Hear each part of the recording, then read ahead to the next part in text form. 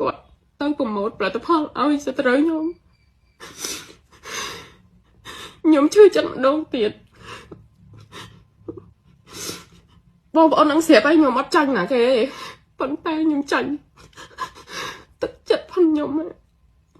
បងប្អូនយល់ទេបងប្អូនយល់ថាខ្ញុំចាញ់ទឹកចិត្តផងខ្ញុំនៅមានទៀតបងប្អូនទៅស្ដាប់ខ្ញុំមកតង់នៅមានខ្ញុំឲ្យខ្ញុំប្រាប់បុគ្គលិកខ្ញុំថាចេះខ្ញុំប្រាប់បុគ្គលិកខ្ញុំថាបើប្តីគាត់នៅឆ្ងាយកំណត់ផាន់ខ្ញុំនៅពេលដែលខ្ញុំឲ្យគាត់មកនៅនេះខ្ញុំគិតហើយខ្ញុំគិតថាខ្ញុំនឹងពេលដែលគាត់មកខ្ញុំនឹងរកកន្លែងណាល្អមួយខ្ញុំបើកជាហាងឲ្យគាត់ទៀតនេះខ្ញុំនិយាយស្បត់ពីព្រោះខ្ញុំដូចលងជាមួយនឹងកូនហ្នឹងហ្មងខ្ញុំនិយាយប្រាប់បងប្អូនត្រង់ខ្ញុំដូចលងជាមួយនឹងកូនហ្នឹងខ្ញុំអត់ដឹងថាខ្ញុំមិនអីមិនទេណាប៉ុន្តែខ្ញុំអត់ដឹងថាមនុស្សរាប់ម៉ឺនរាប់លានអ្នកហើយណាមួយខ្ញុំជួយច្រើនណាស់មនុស្សគឺបងប្អូនឃើញស្រាប់ហើយបងប្អូនស្គាល់ខ្ញុំនិស័យគេមនុស្សធម៌ត្រូវឯងហើយខ្ញុំជួយមនុស្សជាច្រើនហេតុអីបានខ្ញុំអត់ដែរយកមនុស្សមកចិត្តខ្លួនហើយម្ដងជាពីរដងធ្វើឲ្យខ្ញុំខកចិត្តប៉ុន្តែខ្ញុំនៅតែអោបកសោបខ្ញុំនៅតែធ្វើចិត្តបានហើយខ្ញុំទាំងដែលខ្ញុំដឹងថាកូននឹងចាប់ផ្ដើមចរិតផ្លាស់ដូរដល់ពេលអញ្ចឹងទៅក៏ខ្ញុំមានអារម្មណ៍មួយថារៀបចំបើកហាងឲ្យគាត់ប៉ុន្តែខ្ញុំដាក់ការងារឲ្យបុគ្គលិកខ្ញុំធ្វើឲ្យថារកទីតាំងកន្លែងណាមួយបើកហាងឲ្យម៉ាក់អាងាវពីអ្នកប្តីគាត់រកផ្ទះណាឲ្យស្អាតស្អំឲ្យដេគ័រឲ្យកលិបដើម្បីគាត់ចង់បង្ហាញប្រាប់ថានេះមកនៅចិត្តខ្លួនទ្រីដណាគឺវាមានសំណាងបែបហ្នឹង